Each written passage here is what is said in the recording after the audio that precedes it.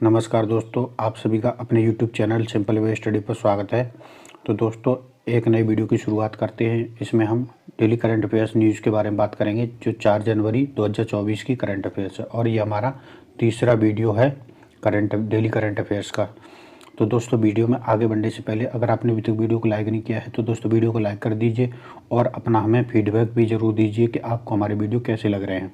और study related groups में भी इसको शेयर कर दीजिए, जिससे ज़्यादा से ज़्यादा लोगों को इसका फ़ायदा मिले। और आप हमारे चैनल को सब्सक्राइब भी कर लीजिए, जिससे आगे इसी तरीके से वीडियोस आपको और भी मिलते रहें। तो चलिए वीडियो की शुरुआत करते हैं। सबसे पहला प्रश्न है, ब्रिक्स में सदस्यों की संख्या कितनी हो गई है? तो ब्रिक्स संगठन में सदस्यों की संख्या अब बढ़कर के 10 हो गई है। 1 जनवरी 2024 को मिस्र, इथोपिया, ईरान, सऊदी अरब और संयुक्त अरब अमीरात इस संगठन के पूर्ण सदस्य के रूप में शामिल हो गए। तो अब 5 नए सदस्य जो है और बढ़ गए हैं और 5 पहले से थे, तो कुल 10 सदस्यों की संख्या हो गई है। 15वें ब्रिक्स शिखर सम्मेलन जो जोहान्सबर्ग दक्षिण अफ्रीका में हुआ था 22 से 24 अगस्त 2023 के बीच में, तो इसमें 6 देशों को इसमें शामिल करने की घोषणा की गई थी, जिसमें मिस्र, इथोपिया, ईरान, सऊदी अरब, संयुक्त अरब अमीरात और अर्जेंटीना थे। ठीक है, तो अर्जेंटीना भी शामिल होना था 1 जनवरी से, लेकिन अर्जेंटीना ने इसमें शामिल होने से 3 दिन पहले ही वहाँ के जो नए राष्ट्रपति बने हैं जेवियर माइली, उन्होंने अपने इस फैसले को वापस ले लिया है। तो उन्होंने ब्रिक्स में शामिल नहीं होने का फैसला किया है। तो इस तरीके से अब कुल 5 सदस्य इसमें बढ़े हैं। ठीक है, और 1 जनवरी 2024 से ब्रिक्स के अध्यक्ष के रूप में रूस का कार्यकाल शुरू हो गया है, यानी रूस के पास इसकी अध्यक्षता है और रूस के राष्ट्रपति व्लादिमीर पुतिन ने इन 5 नए सदस्यों के शामिल होने की घोषणा की है। ठीक है, तो 2024 में रूस के पास ब्रिक्स की अध्यक्षता है।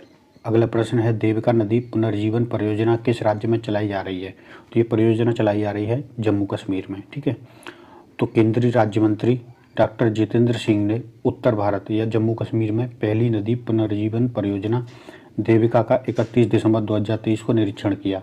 यह परियोजना अपने अंतिम चरण में है, यानी पूरी होने वाली है और जल्दी प्रधानमंत्री इसको देश को समर्पित करेंगे। ठीक है, और ये परियोजना जो है फरवरी 2019 में भारत सरकार के द्वारा लॉन्च की गई थी। इसे भारत सरकार की राष्ट्रीय नदी संरक्षण परियोजना NRCP के तहत शामिल किया गया है। जो देविका नदी है वो जम्मू कश्मीर में उधमपुर ज़िले में, ठीक है, और यहाँ पहाड़ी सुध या महादेव मंदिर से निकलती है ये, और पाकिस्तान में रावी नदी में जाकर के मिल जाती है। तो जो देविका नदी जम्मू कश्मीर में है, तो इसी का साफ सफाई और स्वच्छताकरण के लिए ये देविका नदी पुनर्जीवन परियोजना चलाई गई है। ठीक है, तो ये है जम्मू कश्मीर में देविका नदी की लोकेशन। अगला प्रश्न है, किस राज्य सरकार ने राजीव गांधी स्वरोजगार स्टार्टअप योजना शुरू की है? तो यह हिमाचल प्रदेश ने शुरू की है। हिमाचल प्रदेश सरकार ने राजीव गांधी स्वरोजगार स्टार्टअप योजना, तो यहाँ पर कांग्रेस की सरकार है, इसलिए इन्होंने राजीव गांधी के नाम पर इस योजना का नाम रखा है और इस योजना के चरण 11 की शुरुआत की घोषणा की है। इस कार्यक्रम का अंतिम लक्ष्य राज्य सरकार की स्वरोजगार के माध्यम से स्वच्छ ऊर्जा पहल को बढ़ावा देना है। ठीक है, तो इसके तहत क्या है कि 21 से 45 वर्ष की आयु के जो युवा हैं उनको सौर ऊर्जा परियोजनाएं स्थापित करने के लिए सरकार सहायता देगी। ठीक है, और परियोजना के लागू होने के बाद सरकार युवाओं को 25 साल तक हर महीने 20,000 रुपये देगी। ठीक है, तो जो युवा इसमें शामिल होंगे और सौर ऊर्जा परियोजनाएं स्थापित करेंगे तो उनको सरकार ये सहायता राशि देगी। तो ये राजीव गांधी स्वरोजगार स्टार्टअप योजना शुरू की है हिमाचल प्रदेश ने। अगला प्रश्न है, अमेरिकी जनगणना ब्यूरो के अनुसार 1 जनवरी 2024 तक वैश्विक जनसंख्या कितनी हो जाएगी? तो ये अमेरिकी जनगणना ब्यूरो अमेरिका की एक एजेंसी है और उसने ये आंकड़े जारी किए हैं। उसने कहा है कि 1 जनवरी 2024 को वैश्विक जो जनसंख्या है वो 1 अरब पहुंच गई है। अमेरिकी जनगणना ब्यूरो के अनुसार 2023 में वैश्विक जनसंख्या में 75 मिलियन लोगों की वृद्धि हुई और 1 जनवरी 2024 तक ये 8 मिलियन से अधिक, और 1 जनवरी 2023 को पूरी दुनिया की कुल आबादी 7.94 अरब थी। ठीक है, 2023 में विकास दर 1% से कम रही और 7.5 करोड़ की वृद्धि देखी गई। ठीक है, UN की रिपोर्ट जो 2022 की थी उसमें 2050 तक आधी वैश्विक आबादी सिर्फ 8 देशों में होगी, ऐसा कहा गया था। ठीक है, तो वो 8 देश कौन कौन से हैं? तो दुनिया की भारत, कांगो, मिस्र, इथोपिया, पाकिस्तान, नाइजीरिया, फिलीपींस और तंजानिया। तो इन देशों में दुनिया की आधी आबादी होगी और इसमें चीन भी शामिल है। ठीक है, अब सर्वाधिक जनसंख्या वाले देशों की बात करें तो कौन कौन से देश हैं, तो सबसे पहले नंबर पर है भारत, दूसरे पर है चीन, अमेरिका तीसरे पर, इंडोनेशिया चौथे पर और पाकिस्तान पाँचवें नंबर पर है। संयुक्त राष्ट्र के अनुसार भारत की वर्तमान जो जनसंख्या है वो 1,40,40 के लगभग है। और जो आयु वर्ग देखें तो 0 से 14 वर्ष की आयु वर्ग की जनसंख्या हमारे यहाँ 25% है, और 15 से 64 वर्ग की 68% और 65 साल से ऊपर 7% भारत की जनसंख्या है। तो दुनिया की आबादी अब 8 अरब हो गई है। अगला प्रश्न है चाड के प्रधानमंत्री कौन बने हैं, तो ये बने हैं सक्सेस मसरा। चाड की सरकार ने पूर्व विपक्षी नेता सक्सेस मसरा को नए प्रधानमंत्री के रूप में नियुक्त किया है, ठीक है, और वहाँ पर इस तरीके से नागरिक शासन स्थापित हो गया है। तो ये हैं सक्सेस मसरा। अगला प्रश्न है विश्व ब्रेल दिवस कब मनाया जाता है, तो ये मनाया जाता है 4 जनवरी को। हर साल 4 जनवरी को विश्व ब्रेल दिवस मनाया जाता है। अंधे और नेत्रहीन लोगों के लिए संचार के साधन के रूप में ब्रेल लिपि का आविष्कार किया गया था, या ब्रेल भाषा का आविष्कार किया था लुई ब्रेल ने, ठीक है, जो फ्रांस के थे। इनका जन्म 4 जनवरी 1809 को हुआ था। तो इनके जन्म को ही विश्व ब्रेल दिवस के रूप में मनाया जाता है।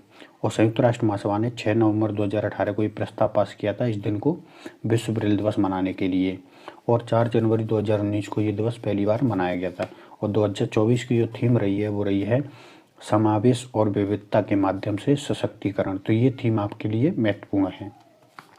और 2023 की थीम भी यहाँ पर लिखी हुई है, अंधे और दृष्टिबाधित व्यक्तियों तक पहुंचना 2023 की थी। तो 2024 की महत्वपूर्ण है। अगला प्रश्न है भारत पहली बार कौन से रॉकेट से GSAT-20 लॉन्च करेगा, तो भारत इसको पहली बार लॉन्च कर रहा है फाल्कन 9। तो इसरो की वाणिज्यिक शाखा न्यू स्पेस इंडिया लिमिटेड ने घोषणा की कि भारत अपनी अगली पीढ़ी के भारी संचार उपग्रह GSAT-20 को लॉन्च करने के लिए स्पेस एक्स, जो एलन मस्क की स्पेस कंपनी है, उसके रॉकेट फाल्कन 9 का इस्तेमाल करेगा। स्पेस एक्स के फाल्कन 9 रॉकेट से लॉन्च होने वाला ये भारत का पहला मिशन होगा, ठीक है। और न्यू स्पेस इंडिया लिमिटेड की बात करें तो ये इसरो की एक वाणिज्यिक शाखा यानी कॉमर्शियल ब्रांच है, और इसकी स्थापना 2019 में हुई थी। बेंगलुरु में इसका मुख्यालय है। अगला प्रश्न है केंद्र सरकार द्वारा लाए गए नए हिट एंड रन कानून में अधिकतम कितनी सजा का प्रावधान है, तो इसमें अधिकतम 10 साल की सजा का प्रावधान है। तो हिट एंड रन क्या होता है कि जब रोड पे चलते हैं तो उसमें अगर किसी व्यक्ति को एक्सीडेंट करके, जो व्यक्ति एक्सीडेंट किया है और वो भाग जाता है, उसको अस्पताल ले जाने की बजाय या पुलिस को सूचना देने की बजाय, तो इसको हिट एंड रन केस में शामिल किया जाता है, ठीक है। तो केंद्र सरकार द्वारा दिसंबर 2023 के अंत में हिट एंड रन पर कानून में संशोधन किया गया, और इसके विरोध में देश भर में प्रदर्शन हो रहा है, ठीक है। जो हाल ही में संसद से कानून बना है तो उसकी धारा 104 में हिट एंड रन का जिक्र किया गया है।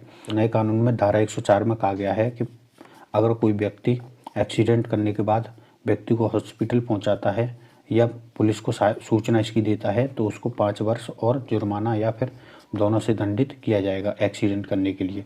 लेकिन अगर कोई व्यक्ति ना पुलिस को सूचना देता है और मौके से भी फरार हो जाता है तो उसके लिए सजा का प्रावधान 10 वर्ष का है और जुर्माना, या फिर दोनों से उसे दंडित किया जाएगा, और ये धारा 104 में है। तो इन दोनों को लेकर के जो है विरोध हो रहा है। MS स्वामीनाथन पुरस्कार से किसे सम्मानित किया गया है, तो ये प्रोफेसर BR कम्बोज को सम्मानित किया गया है।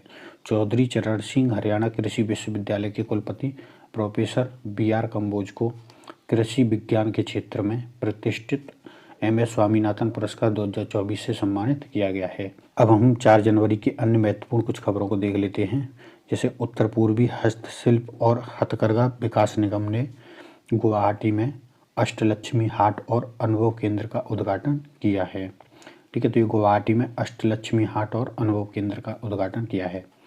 हरियाणा के राज्यपाल बंडारू दत्तात्रेय ने आयुष्मान भारत योजना के तहत सरकारी कर्मचारियों और उनके आश्रितों के लिए कैशलेस स्वास्थ्य सुविधा का उद्घाटन किया है।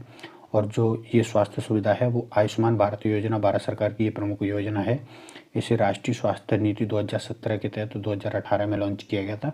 तो ये योजना इसके तहत लॉन्च की गई है, ठीक है। तो सरकारी कर्मचारियों के लिए कैशलेस स्वास्थ्य योजना किसने लॉन्च की है, तो हरियाणा ने लॉन्च की है। साउथ कोरियाई कार मैन्युफैक्चरिंग कंपनी किया, ठीक है, और इसका जो इंडिया में इसकी शाखा है तो किया इंडिया के नए CEO और प्रबंध निदेशक ग्वांगुली ली बने हैं, ठीक है। तो ग्वांगुली ली बने हैं।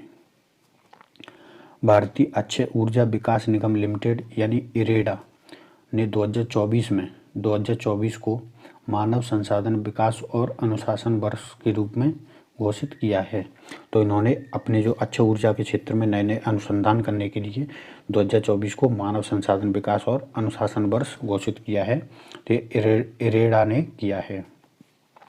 अगला है महारत्न company power grid corporation of India limited, जिसे शॉर्ट में पावर ग्रिड भी बोलते हैं। ठीक है, तो ये इसकी स्थापना और हेडक्वार्टर भी दिया गया है। ने रविंद्र कुमार त्यागी को अपना नया अध्यक्ष और प्रबंध निर्देशक नियुक्त किया है। तो रविंद्र कुमार त्यागी पावर ग्रिड के नए अध्यक्ष और एमडी बने हैं। ठीक है, और इसकी स्थापना कब हुई थी? 23 अक्टूबर 1989 को। हेडक्वार्टर इसका गुरुग्राम में है। अगला है ब्लूमबर्ग बिलियनियर इंडेक्स के अनुसार लोरियल की उत्तराधिकारी फ्रैंकोइस बेटिनफोर्ड मेयर्स ने $100 अरब की संपत्ति अर्जित करने वाली पहली महिला बनकर इतिहास रच दिया है। तो ये दुनिया की पहली महिला बनी है $100 अरब की संपत्ति अर्जित करने वाली। अगला है भारतीय मूल के अमेरिकी शिक्षाविद प्रोफेसर वेद प्रकाश नंदा का निधन हो गया है। ठीक है, तो ये चित्र में आपको दिखाई दे रहा है। राष्ट्रपति जी इनको पद्म भूषण पुरस्कार से सम्मानित कर रहे हैं, क्योंकि इन्हें 2018 में पद्म भूषण से सम्मानित किया गया था। तो पद्म भूषण वेद प्रकाश नंदा का हाल ही में निधन हो गया है, और ये भारतीय मूल के अमेरिकी शिक्षाविद थे। ठीक है, अगला है भारतीय रिजर्व बैंक ने टाटा समूह के डिजिटल भुगतान ऐप टाटा पेमेंट या टाटा पे को भुगतान एग्रीगेटर लाइसेंस प्रदान कर दिया है। जैसे फ़ोन पे होता है, गूगल पे होता है, उसी तरीके से अब टाटा पे भी जो है, टाटा पे को भी लाइसेंस मिल गया है यूपीआई से जुड़े भुगतान करने के लिए। भारत दुनिया की सबसे बड़ी रेडियो टेलीस्कोप परियोजना में शामिल हुआ है। ठीक है, तो ये परियोजना है स्क्वायर किलोमीटर एरे ऑब्जर्वेटरी। इस परियोजना को जो है 2021 में मंजूरी मिली थी। ठीक है, और ये 1 वर्ग किलोमीटर में विस्तृत विश्व की सबसे बड़ी रेडियो टेलीस्कोप के निर्माण के लिए महत्वाकांक्षी बहुराष्ट्रीय परियोजना है, और ये अफ्रीका और ऑस्ट्रेलिया 2 महाद्वीपों में स्थापित की जाएगी। ठीक है, तो इस परियोजना में कौन कौन से देश शामिल हैं? तो ऑस्ट्रेलिया, कनाडा, चीन और अब भारत ने भी इसमें शामिल होने के लिए मंजूरी दे दी है। ठीक है, इटली, न्यूजीलैंड, दक्षिण अफ्रीका, स्वीडन, नीदरलैंड और यूके, तो ये देश इसमें शामिल हैं। ठीक है, तो भारत दुनिया की सबसे बड़ी रेडियो टेलीस्कोप परियोजना में शामिल हो गया है। तो दोस्तों ये था हमारा 4 जनवरी का करंट अफेयर्स। ठीक है, तो दोस्तों फिलहाल इस वीडियो में इतना ही। अगर आपको वीडियो पसंद आए तो वीडियो को लाइक करिए, चैनल को सब्सक्राइब करिए एवं अपने दोस्तों तक भी शेयर करिए, और अपने सुझाव भी हमें दीजिए कि क्या इसमें सुधार और कर सकते हैं। ये हमारा तीसरा ही करंट अफेयर्स का भी वीडियो है। धन्यवाद।